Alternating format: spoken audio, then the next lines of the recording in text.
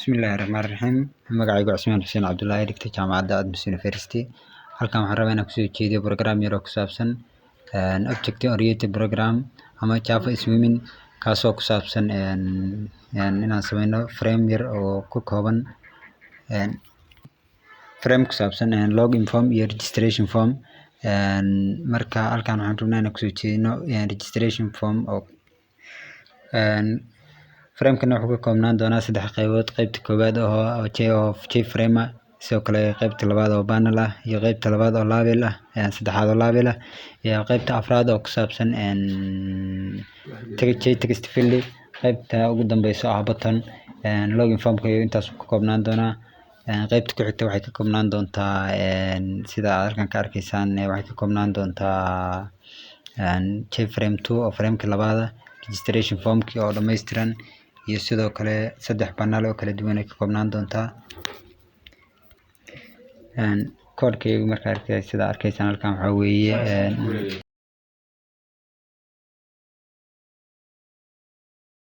ka arkaysaan code-kaygu wuxuu ka kooban yahay 3 qaybahan kala duwan.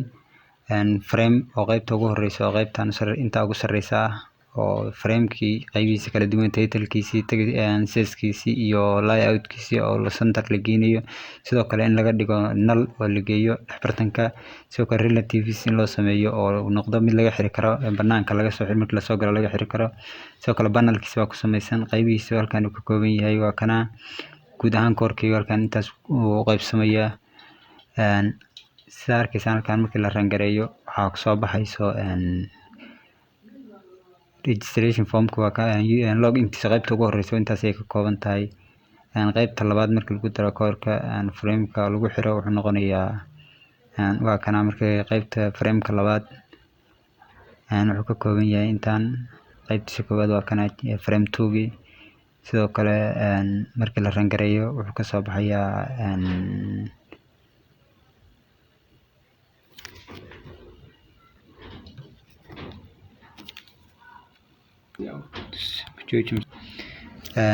waa kana. Sidoo kale frame-ka markii halkan laga soo geliyo waa login-kiisa qaybtiisa frame-kiisa labaadna waa kana halkaas ka kooban yahay. Waxaan halkan ku arkaynaa qaybta frame-ka labaad inta ay ka kooban tahay waa kana, iyadana labeladeedii, panel-ladeedii iyo sidoo kale button-nadeedii qaybteeda koowaad. Halkan waa qaybka button-ka sida loo programinayo qaybtiisii, sida uu isugu xiran yahay system-ka code-kan kulligiis halkan ayuu noogu wada diyaarsan yahay. Waa kana JFrame-ka 2 markii halkan soo galo panel-kiisana waa kana qaybtii panel-ka labaad halkan ay ka dul saaran tahay.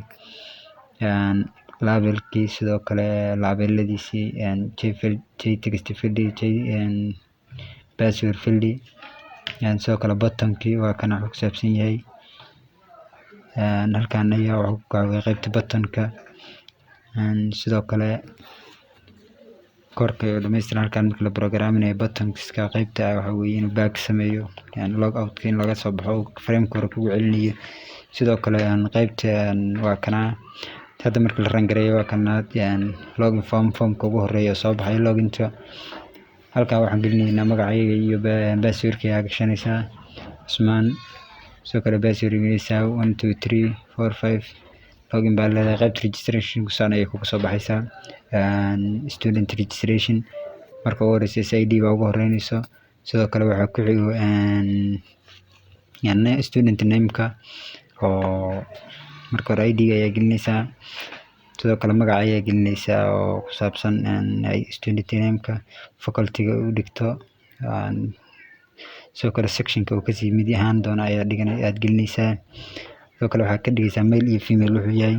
Button-iska qaybta hoose waa kana wuxuu leeyahay save, update, restore, reset oo qoraalkaas soo qortay tirtirid, iyo sidoo kale inaad log out tiraahdo ku laabatay panel-ka hore uu kugu celiyo. Section-ka waxaan ka dhiganaynaa section A. Sidoo kale waxaan ka dhigaynaa mail. Marka aan ka dhigno section save markaad tiraahdo waa kana wuxuu ku leeyahay save successful. Save gareyntaada waa lagu guuleystay. Sidoo kale update haddaad tiraahdo wuxuu ku leeyahay waa ka restore haddaad tiraahdo wuu tirtirmayaa. Log out haddaad tirahdina waxaa weeye wuxuu kaa saarayaa page hore ayuu kugu celinayaa. Markaad soo gasho automatic halkaas kaga soo celinayaa. Intaasaan kusoo gelinaynaa. Aad baa u mahadsantihiin.